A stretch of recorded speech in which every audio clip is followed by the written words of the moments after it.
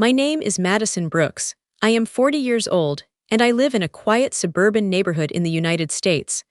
I held the small, black velvet box tight in my hand. My palm was sweating. Inside that box were the keys to a brand new Ford truck. It cost me $40,000. I had saved for 2 years to buy it. I looked across the dinner table at my nephew, Dylan. It was his 20th birthday. He was laughing with his friends, ignoring me like he usually did. I took a deep breath. I thought this gift would finally fix things. I thought it would make him see me.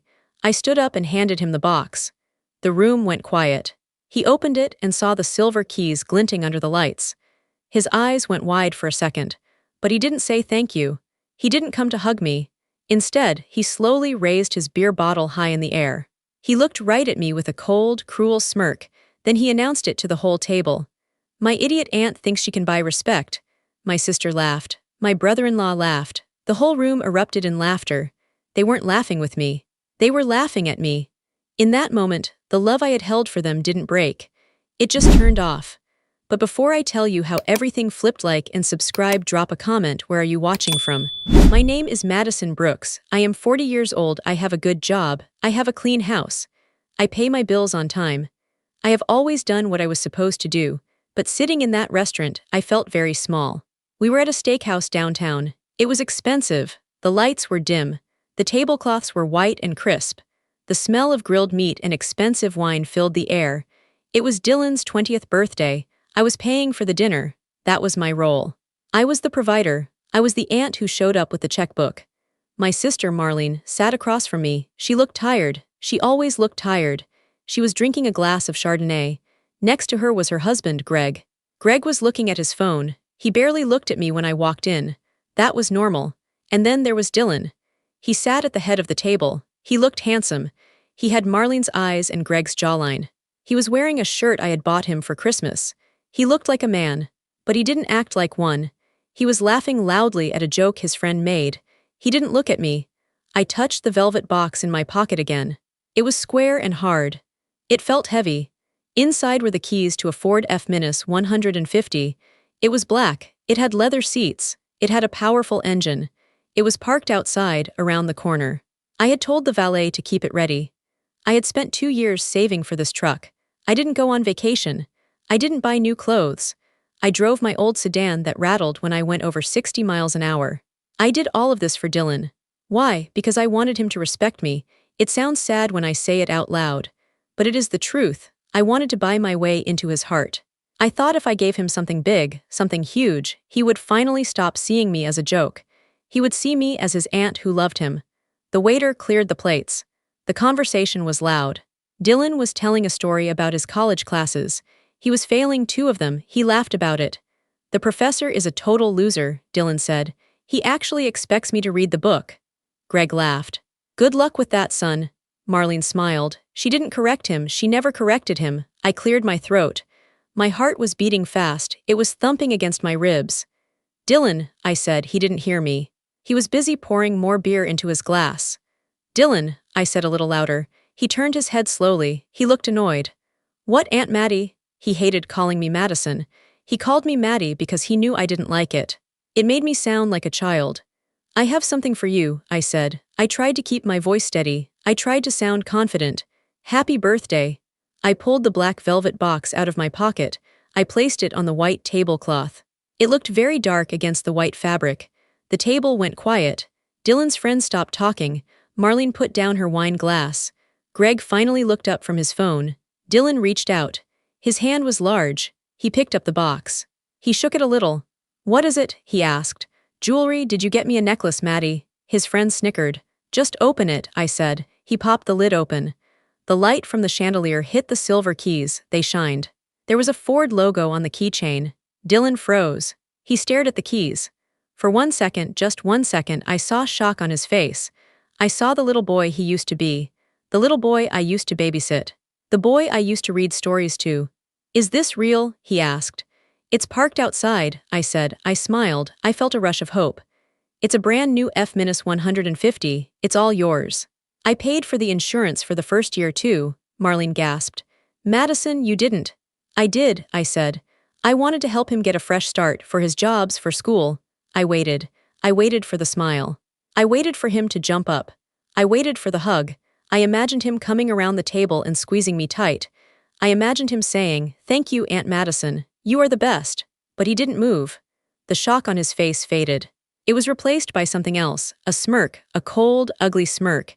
He closed the box. He tossed it onto the table. It made a dull thud. He picked up his beer bottle. He raised it high in the air like he was making a toast. He looked right into my eyes. His eyes were empty of love. They were full of mockery.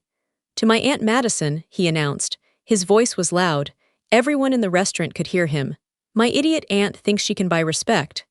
The silence that followed lasted only a second. Then the laughter started. It started with Dylan, a loud, barking laugh. Then his friends joined in. They slapped the table. Then Greg chuckled. He shook his head like it was just boys being boys. And then the worst part. Marlene laughed, my own sister. The woman I had supported through her divorce, through her financial troubles, through everything. She put her hand over her mouth and giggled.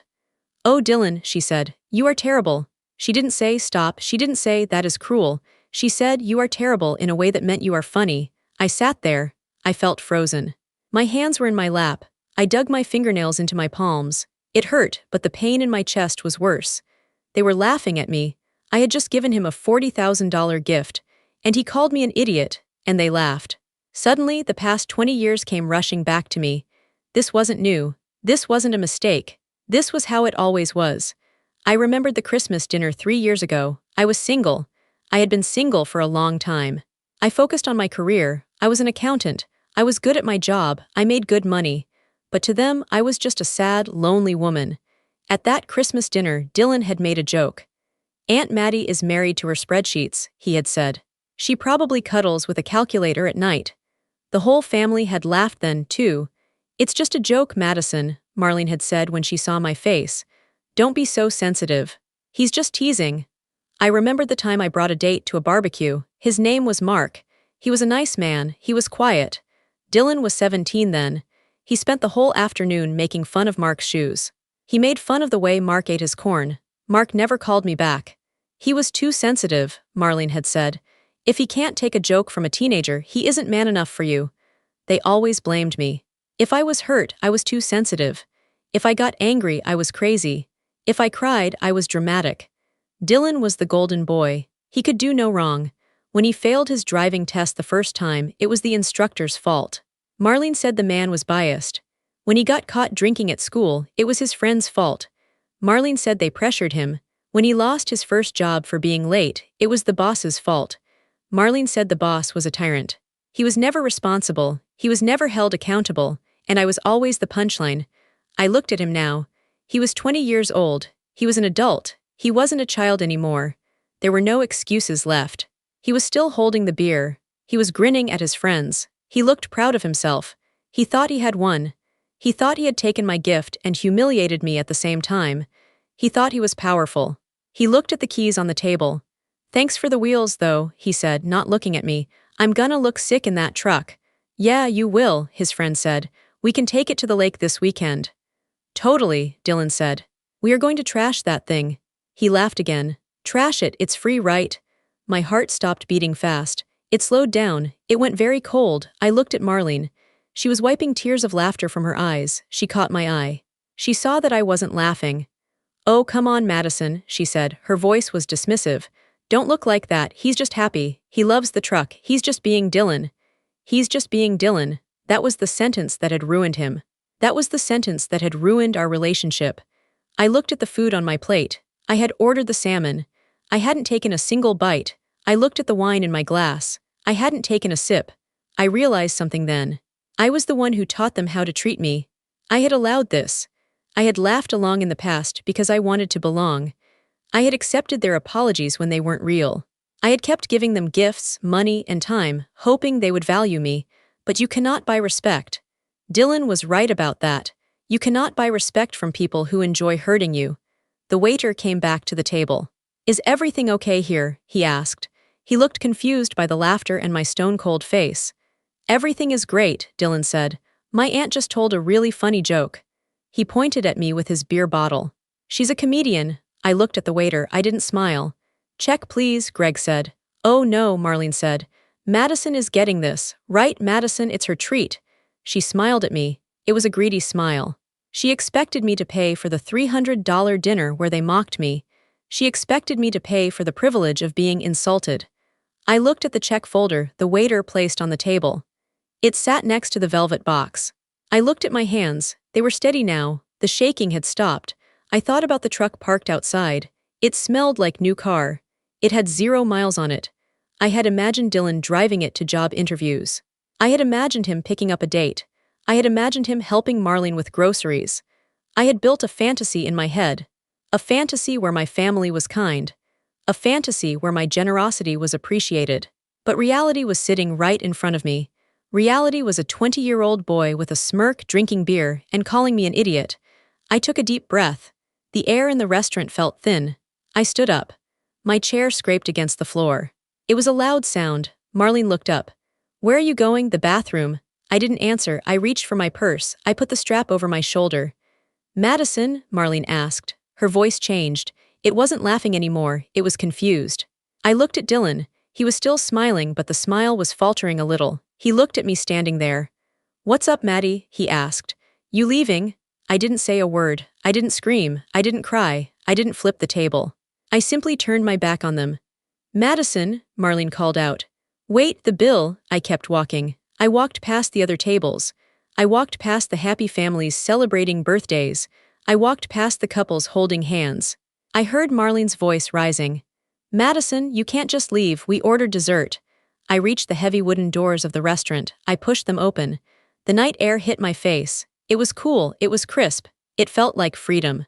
I walked to the valet stand. The young man smiled at me. "Leaving already, ma'am?" he asked. "Yes," I said. My voice was calm. It surprised me how calm it was. "Do you want me to get the truck?" he asked. "The new one?" I looked down the street. I saw the black F-150 parked under a street lamp. It looked beautiful. It looked powerful. "No," I said. "I have the keys." I didn't have the keys. The keys were on the table. But I had the spare key in my purse. I always kept a spare, just in case. "Actually," I said to the valet, "I'm going to walk for a minute. My sister will handle the bill inside." I lied. I knew Marlene didn't have the money. Greg's credit card was maxed out. I knew this because I did their taxes. They would be stuck with the bill. They would have to scramble. They would be embarrassed. For the first time in my life, I didn't care. I walked away from the restaurant. I walked into the darkness of the parking lot. I could still hear the faint sound of laughter coming from inside, but I knew it would stop soon. It would stop as soon as the waiter brought the credit card machine. I walked to my old sedan. I got in. I sat in the driver's seat. It was cold. The seats were worn. I put my hands on the steering wheel. I looked at the restaurant entrance. I waited. 5 minutes passed. Then 10. Then I saw the doors fly open. Marlene came out. She was holding her phone to her ear. She looked frantic. She was looking around the parking lot. Greg followed her. He looked angry. He was waving his arms. Dylan came out last. He was holding the velvet box. He looked confused. I watched them. I was hidden in the shadows. They couldn't see me. They were looking for me. They wanted me to fix it. They wanted me to pay.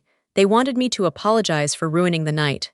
I started my car. The engine rumbled. I didn't turn on my headlights. I backed out of the spot slowly. I drove out of the lot by the back exit. I left them there. I drove home in silence. I didn't turn on the radio. I just listened to the sound of the tires on the pavement.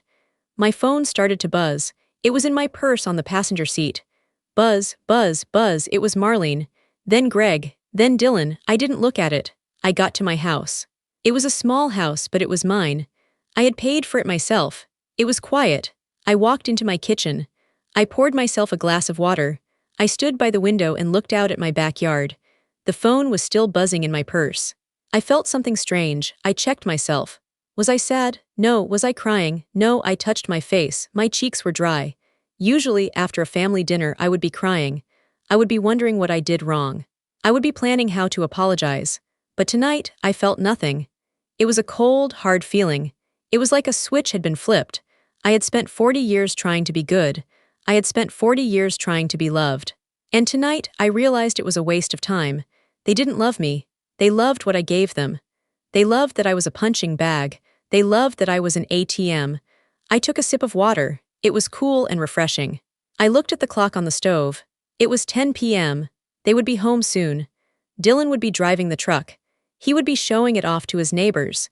He would be laughing about how his idiot aunt stormed out but left the truck behind. He thought he had won. He thought the truck was his. He was wrong. I set the glass down on the counter. I went to my bedroom. I took off my nice dress. I put on a pair of black jeans and a black hoodie. I put on my sneakers. I sat on the edge of my bed. I waited. I needed to wait until they were asleep. I needed to wait until the alcohol settled in their systems. I checked my phone. 17 missed calls. 3 text messages. Marlene, where are you? You stuck us with the bill. Marlene, call me now, this is so selfish. Greg, Dylan is upset. You ruined his birthday.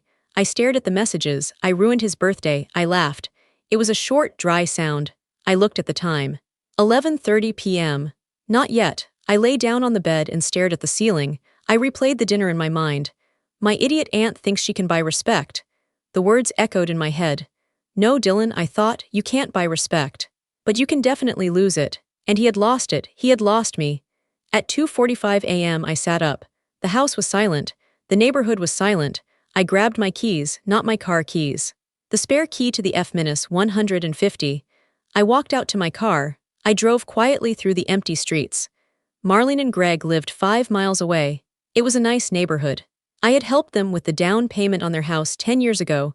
They had never paid me back. I turned onto their street. It was dark. Most of the houses had their porch lights off. I saw it immediately. The black Ford F-150 was parked in their driveway. It was parked crookedly. Dylan had done a bad job parking it. One wheel was on the grass. I parked my car 2 houses down. I turned off the engine. I pulled my hood up over my head. I walked down the sidewalk. My footsteps were silent. I reached their driveway. The house was dark. They were asleep. I walked up to the truck. I touched the cold metal. It was a beautiful machine. It didn't deserve to be driven by a boy who mocked the person who bought it. I pressed the unlock button on the remote. The lights flashed. The locks clicked open. I froze. I waited to see if a light would turn on in the house. Nothing. I opened the driver's door. I climbed in. It still smelled like the dealership. I put the key in the ignition. I turned it. The engine roared to life. It was loud. I held my breath. I put it in reverse. I backed out of the driveway. I didn't turn on the headlights yet. I swung the truck onto the street. I shifted into drive. I pressed the gas. I drove away. I didn't look back at the house. I just drove. I drove the 5 miles back to my house. I pulled the truck into my garage. It was a tight fit, but I made it. I turned off the engine. The garage was suddenly very quiet. I got out. I closed the garage door. The heavy metal door slid down, shutting out the world. I was alone in the garage with the truck. I went to my tool bench. I grabbed a wrench. I popped the hood of the truck. I disconnected the battery. Then I grabbed a large canvas tarp I used for painting. I threw it over the truck. I covered it completely. It looked like a large, shapeless lump in my garage. I dusted off my hands. I went back inside my house. I locked the door. I went into the kitchen and made myself a cup of tea. I sat at the table and drank it. It was 3:30 a.m. I felt a sense of peace I hadn't felt in years. I knew what was coming. I knew the storm that would hit in the morning. They would wake up. Dylan would look out the window. The truck would be gone. They would panic. They would call the police. They would think it was stolen. And then they would remember the spare key. They would remember me. My phone was on the table. It was silent for now. But I knew the explosion was coming. I finished my tea. I rinsed the cup. I went to bed. I slept better than I had in 20 years. I woke up at 7 a.m. The sun was shining through my curtains. For a moment, I forgot what had happened. I felt rested. Then I looked at my phone. The screen was full of notifications. It was a solid wall of text. 65 missed calls, 42 text messages, 12 voicemails. They were all from Marlene, Greg, and Dylan. I scrolled through them. The tone changed from confusion to anger to pure rage. Marlene, 11:45 p.m. Madison, pick up. This isn't funny. Greg, 12:30 a.m. The truck is gone. Did you take it? That is theft. Dylan, 1:15 a.m. You are a psycho. Bring my truck back right now or I'm calling the cops. Marlene, 2 a.m. We know you took it. The valet said you had a key. How dare you? He is devastated. I put the phone down. I didn't reply. I didn't feel guilty. I went to the kitchen and started the coffee maker. I could hear the birds singing outside. It was a beautiful morning. I was pouring my first cup of coffee when the pounding started. Bam, bam, bam, it was my front door. The house shook with the force of it. Madison, open this door. It was Dylan. I didn't rush. I took a sip of coffee. I walked slowly to the living room. Through the window, I saw him. He was wearing the same clothes as last night. He looked disheveled. His face was red. He pounded again. I know you're in there. I see your car. I unlocked the deadbolt and opened the door. Dylan stood there. He was breathing hard. His hands were balled into fists. He looked at me with pure hatred. Where is it? He screamed. He didn't say hello. He just screamed. Good morning, Dylan, I said calmly.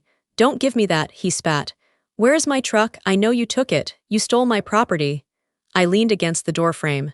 It's not your property, Dylan. The title is in my name. I bought it. I paid for it. And last night you made it very clear what you think of me. He stepped closer. He was tall, over 6 feet. He used his height to intimidate people. He loomed over me. I was joking, he yelled. God, you are so sensitive. It was a joke. Everyone laughed. Why do you have to be such a drama queen? I don't find it funny, I said.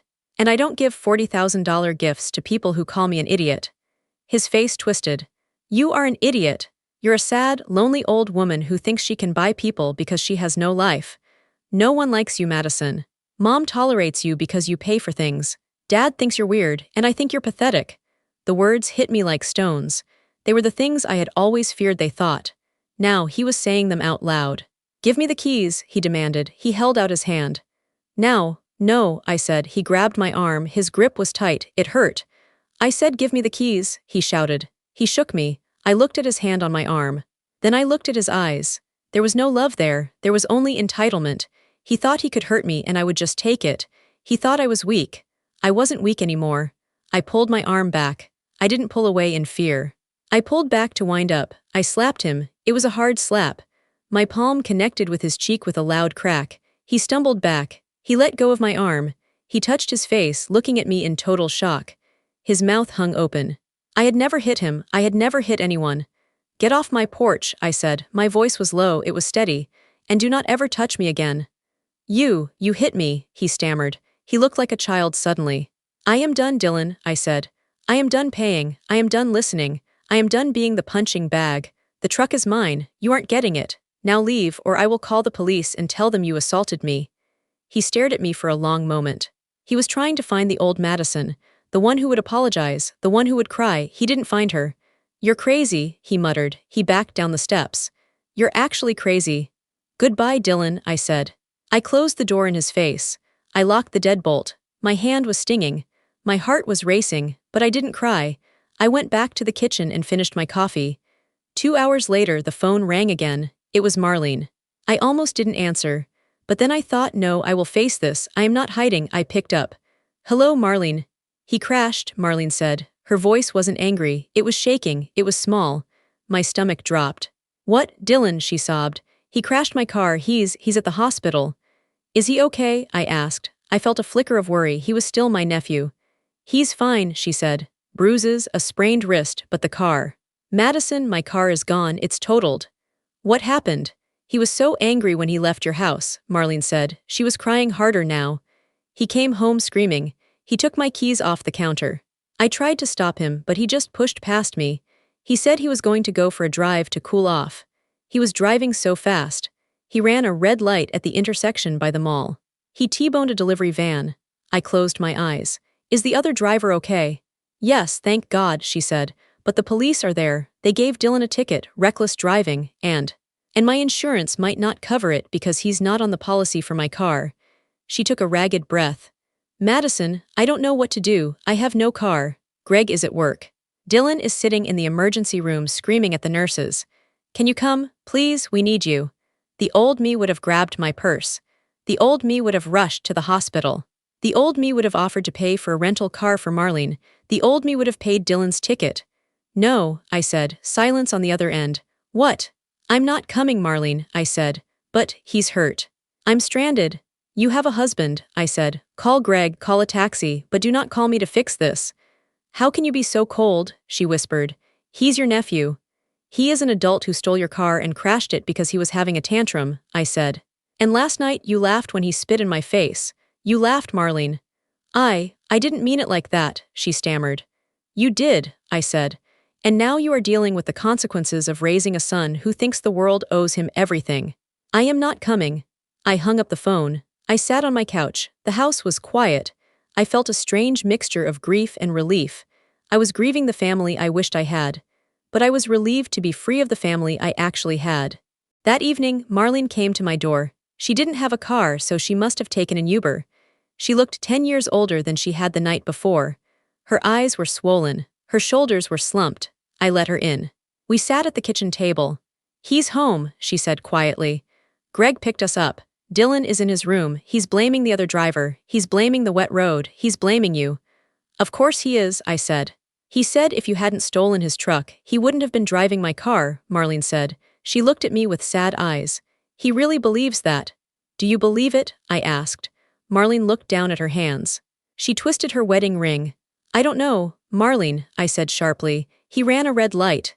"I know," she whispered. "He called me a pathetic loser last night," I said. "And you laughed." Marlene started to cry again. "I was just trying to keep the peace, Madison. You know how he is. If I don't laugh, he gets angry at me too. I'm scared of him sometimes. Not that he'll hit me, but his anger. It fills the whole house. It's easier to just go along with it." "And that is why he is the way he is," I said, "because you go along with it." Marlene put her head in her hands. "I'm so tired, Madison. I'm so tired. The car is gone. We don't have money for a new one. Greg is furious. And Dylan. He just expects us to fix it. He asked me an hour ago when I was going to get a rental so he could go see his friends." She looked up at me. Her face was full of pain. "I told him no," she said. "For the first time, I told him no." "Good," I said. "He threw a vase against the wall," she said. "He broke my mother's blue vase."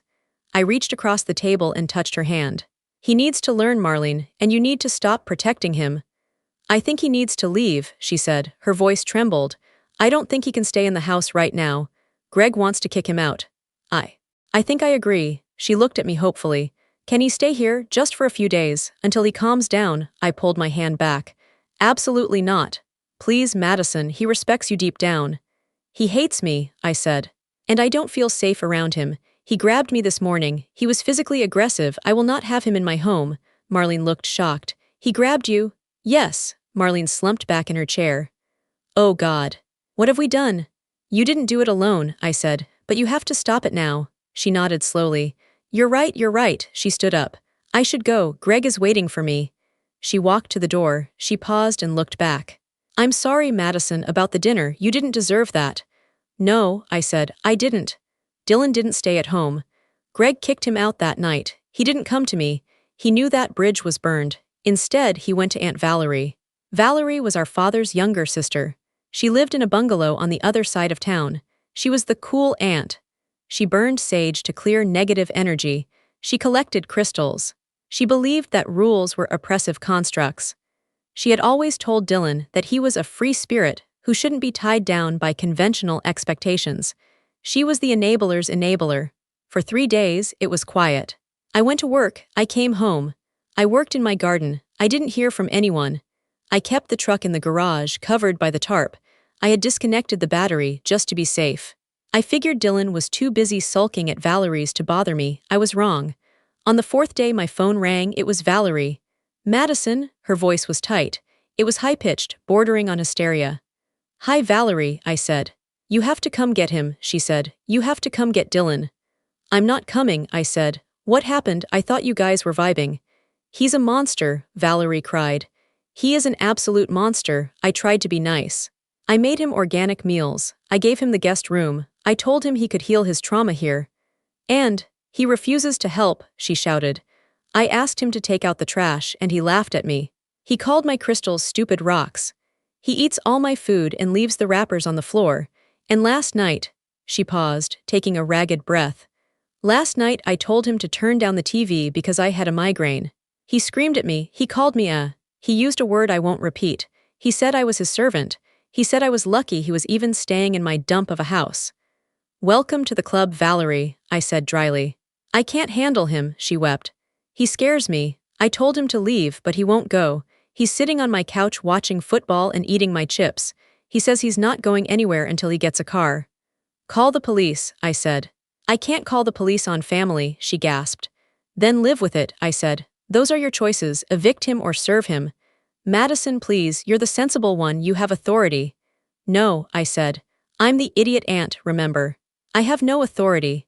You spent years telling him he was a special indigo child who didn't need rules. Now you're dealing with the adult version of that. I'm kicking him out, she said, her voice hardening. I don't care where he goes. I'm throwing his bags on the lawn right now. Good luck, I said. I hung up. I knew what would happen next. He had burned through Marlene. He had burned through Valerie. He had burned through me. He was running out of places. And when a narcissist runs out of supply, they get desperate. That night, I went to a late movie with a friend. It was the first time I had gone out in months. It felt good to laugh at a comedy. It felt good to be away from the drama. I got home around 11:30 p.m. I pulled my sedan into the driveway. I noticed something immediately. The motion sensor light above the garage was on. I frowned. A cat must have triggered it. I walked to the front door. I unlocked it. Inside, the house felt wrong. A draft was coming from somewhere. I walked down the hallway to the door that led to the garage. It was slightly ajar. My heart started to pound. I had locked that door. I always locked that door. I pushed it open. The garage light was on. The tarp was on the floor, crumpled in a heap. The spot where the truck had been was empty. My stomach turned over. He had done it. He had come here while I was out. He must have broken a window. I saw the glass on the floor near the side door of the garage. He had broken in, but the battery, I had disconnected it. I walked over to the tool bench. My wrench was missing. He had figured it out. Or he had looked up a YouTube video. It wasn't rocket science. He had the truck. I ran back into the house. I grabbed my phone to call the police. But before I could dial, a FaceTime call came through.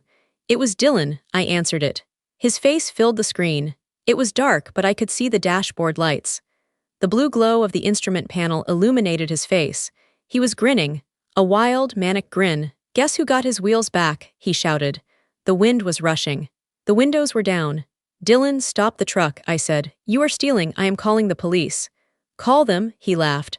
I'll be gone before they find me. This baby is fast, Aunt Maddie. She is fast. He revved the engine. I heard the roar of the V8. You thought you could hide it from me, he taunted. I found the spare key, you genius. You hid it in the kitchen drawer under the takeout menus. Who hides a key there? I felt a chill. He had ransacked my kitchen. He had violated my home. Dylan, listen to me, I said. You are upset. You are driving too fast. Pull over. I'm not upset, he screamed. I'm winning. I always win. You all think you can control me. Screw you, screw Mom, screw Valerie. I'm going to California. I'm taking this truck and I'm never coming back. He looked away from the camera. He was looking at the road. Look at this speed, he yelled. 80. 90. Dylan, slow down, I shouted. It's wet out. Shut up, he screamed at the phone. He looked back at the camera. His eyes were wide and crazy. You can't tell me what to. Suddenly, his eyes went wide. Not with anger, but with fear. The phone shook violently. OSH, I heard the screech of tires. It was a long, terrible sound. Then the world on the screen spun. I saw a flash of guardrail. I saw the night sky. I saw sparks. There was a deafening crunch of metal. The sound of glass shattering. Then silence. The image on the phone was black. Dylan, I whispered, no answer. Dylan, I screamed. Silence. Then a faint groaning sound. I hung up. I dialed 911. My hands were shaking so hard I dropped the phone twice. My nephew, I gasped to the operator. He crashed. He was on the highway. I think he's near the exit 4 ramp, please. I drove to the hospital. I didn't want to go, but I had to. I was the owner of the vehicle. I was the witness. When I arrived, Marlene and Greg were already there. They were sitting in the waiting room. Marlene was sobbing into a tissue. Greg was staring at the floor. They looked up when I walked in.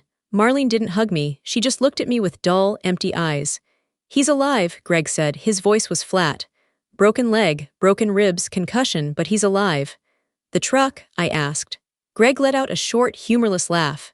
Destroyed, wrapped around a telephone pole. The police said he was doing nearly 100. I sat down in a plastic chair. I felt numb. A nurse came out a few minutes later. Family of Dylan Brooks. Yes, Marlene said, standing up. He's awake, the nurse said. He's on a lot of pain medication, but he's lucid. You can see him for a moment. We walked into the room. It smelled like antiseptic. The lights were harsh. Dylan was lying in the bed. His leg was in a cast. His face was swollen and purple. He had a bandage around his head. He opened his eyes. He saw Marlene. Then he saw me. The hate in his eyes hadn't gone away. It was just groggy now. Hi, baby, Marlene whispered. She reached for his hand. He pulled his hand away. He looked straight at me. She did this, he rasped. His voice was weak, but the venom was there. He pointed a shaking finger at me. She took everything from me, he told the nurse who was checking his IV. My aunt. She stole my truck. She made me crazy. It's her fault. The nurse looked at me awkwardly. He's confused, Marlene said quickly. I'm not confused, Dylan shouted. He tried to sit up but winced in pain. She ruined my life. Get her out of here. Get her out. The monitor started beeping faster. Ma'am, I think you should leave, the nurse said to me gently. He needs to stay calm. I looked at Dylan. He was 20 years old. He was broken in a hospital bed. He had destroyed 2 cars in 3 days. He had alienated everyone who loved him. And he was still pointing the finger at me. He couldn't see it. He truly couldn't see that he was the problem. I looked at Marlene. She wasn't defending him this time. She was just crying silently. I'm leaving, I said. I walked to the door. I paused and looked back at him. I didn't take anything from you, Dylan, I said calmly. You threw it all away. I walked out of the hospital room.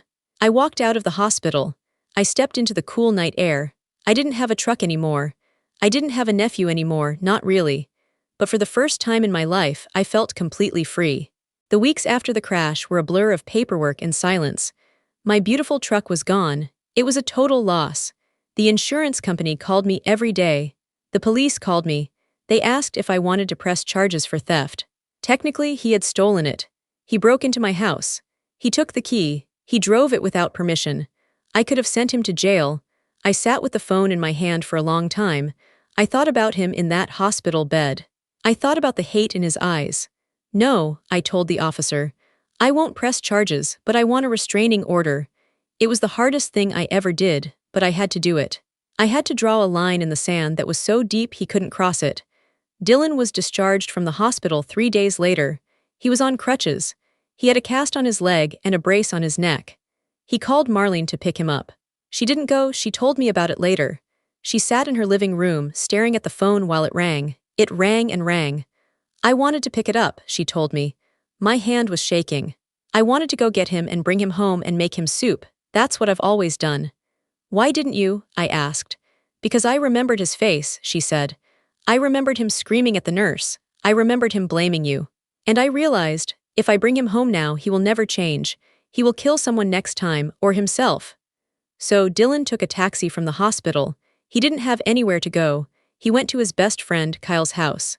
Kyle was the one who had laughed the loudest at the dinner. Kyle let him sleep on the couch for 2 days. Then, Dylan started bossing Kyle around. He demanded Kyle bring him food. He complained that Kyle's apartment was too small. He made fun of Kyle's girlfriend. Kyle kicked him out on the 3rd day. Dylan went to another friend. He lasted a week there. He got caught stealing money from the friend's wallet to buy cigarettes. He was kicked out again. Every bridge he had built, he burned. He burned them with his arrogance. He burned them with his selfishness. He moved from couch to couch, getting desperate. He called me once from a blocked number. Aunt Madison, he said. His voice was different. It wasn't smug, it was panicked. I have nowhere to sleep, it's raining, my leg hurts. I stood in my kitchen, the same kitchen he had ransacked. I can't help you, Dylan, I said. You're going to let me sleep on the street? He cried. I'm family. Family treats people with respect, I said. You made your choices, you need to figure this out. I hung up. Then I cried for an hour. It hurts to be tough. It hurts to say no to someone you love. But I knew that saying yes would be worse. Saying yes would be participating in his destruction. A month passed. The silence in the family was heavy. Marlene stopped running. She stopped fixing. For the first time in 20 years, she just sat still. She came over to my house one rainy Tuesday. We sat on my back porch, watching the rain hit the grass. I haven't heard from him in 4 days, she said softly. He's figuring it out, I said. Or he's dead in a ditch, she said. Her voice broke. He's a survivor, Marlene, I said. He's smart when he wants to be. He just never had to use his brain because we did all the thinking for him. Marlene took a sip of her tea. She looked older. The lines on her face were deeper, but there was a clarity in her eyes I hadn't seen before. I messed this up, didn't I? She asked. It was a whisper, but it was the loudest thing she had ever said. I looked at her. I didn't want to hurt her, but I couldn't lie, not anymore. We all played a part, I said. But yes, you taught him that he was the center of the universe. You taught him that rules didn't apply to him. She nodded. Tears rolled down her cheeks. I thought I was loving him, she said. I thought being a good mother meant protecting him from pain. I didn't want him to struggle like we did growing up. Struggle is how we learn, I said. You took away his lessons. Every time he fell, you caught him, so he never learned how to stand up. I see that now, she said. I see it every time I look at the empty driveway where my car used to be. I see it every time I look at Greg, who won't even say Dylan's name anymore. She reached out and took my hand. I'm sorry, Madison, she said. I'm sorry I let him treat you like that. I'm sorry I laughed, I was weak.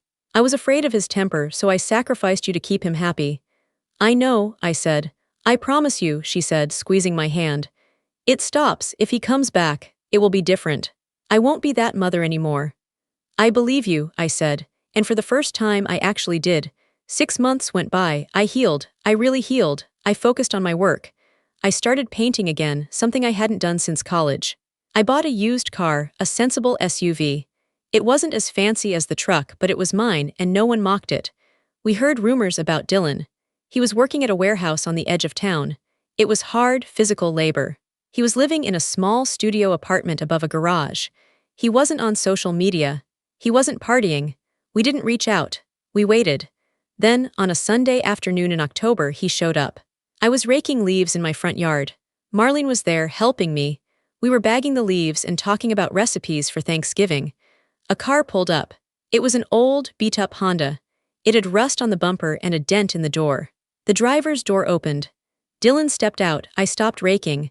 Marlene dropped the bag she was holding. He looked different. He had lost weight. The beer bloat in his face was gone. His jaw was sharp. His hair was cut short, almost military style. He was wearing work boots and a plain gray t-shirt. He still had a slight limp from the accident. He didn't swagger. He didn't smirk. He walked slowly up the driveway. He stopped 10 feet away from us. He didn't come too close. He respected the invisible line. Hi, Mom, he said. Hi, Aunt Madison. His voice was lower. It was quiet. Hi, Dylan, Marlene said. She didn't run to him. She stood her ground next to me. He looked at his boots, then looked up at us. His eyes were clear. The arrogance was gone. In its place was something else, exhaustion maybe, and shame. I have a check, he said. He reached into his pocket and pulled out a folded piece of paper. He held it out. It's not much, he said. It's $500. It's for the deductible on your car, Mom. And for the window I broke at your house, Madison. Marlene looked at the check. She didn't take it immediately. I'm working at the distribution center, Dylan said. Night shift, it pays okay. I'm going to bring you a check every month until I pay off the cars. That will take a long time, Dylan, I said. Decades. I know, he said. I have time. He looked at me directly. It wasn't a glare. It was a look of recognition. I'm in therapy, he said. Court ordered at first for the reckless driving charge, but I kept going. I go twice a week. That's good, I said. My therapist says I have a problem with entitlement, he said. He gave a small, dry laugh. I told her she was crazy. Then I told her about the birthday dinner. I told her what I said to you. He paused. He swallowed hard. She asked me why I thought it was funny to hurt the person who was trying to help me. I didn't have an answer. I've been trying to find the answer for 3 months. Have you found it? I asked. I think so, he said. I think I was small. And making you feel small made me feel big. It was easy. Because you always took it. I did, I said, but not anymore. I know, he said. And I'm glad you stopped taking it, because if you hadn't, I would probably be dead or in jail. He took a step forward, then stopped himself. He placed the check on the hood of my car. I'm not asking for forgiveness, he said. I don't deserve that yet. I'm just asking for a chance to pay you back. I want to be accountable. That's the word my therapist uses. Accountability. Marlene stepped forward then. She picked up the check. She looked at it. It was signed in his handwriting. Thank you, Dylan, she said. Can I come for Thanksgiving? He asked. He looked like a little boy again for a second, hopeful and scared. Marlene looked at me. It was her decision, but she was checking with me. She was respecting my boundary. I looked at Dylan. I didn't feel the old anger. I didn't feel the need to punish him. I saw a young man who had hit the bottom and was trying to climb out. You can come for dessert, Marlene said firmly. We are having dinner at 4 o'clock. You can come at 6 o'clock. If you are sober and if you are respectful. It wasn't a yes. It was a conditional invitation. It was a boundary. Dylan nodded. He looked relieved. Okay, 6 o'clock, I can do that. He turned to leave. He walked back to his rusty car. He opened the door, then looked back at me. Aunt Madison? Yes, I liked the truck, he said. It was a beautiful truck. I'm sorry I trashed it. I'm really sorry. It was just metal, Dylan, I said. You can replace metal, you can't replace people. I know that now, he said. He hesitated. Are we good? I thought about it. I thought about the pain. I thought about the slap. I thought about the laughter in the restaurant. We weren't friends. We weren't close. The trust was gone, and it would take years to build it back. It might never be what it was before. But the hate was gone. The cycle was broken. We were standing on new ground. It was hard ground, but it was honest. I looked him in the eye. We're getting there, I said. He nodded. He got into his car. He drove away slowly, using his turn signal. I watched him go. Marlene put her arm around my shoulder. We're getting there, she repeated. We picked up the leaf bags. We went back to work. The air was crisp and cool. It felt like a fresh start.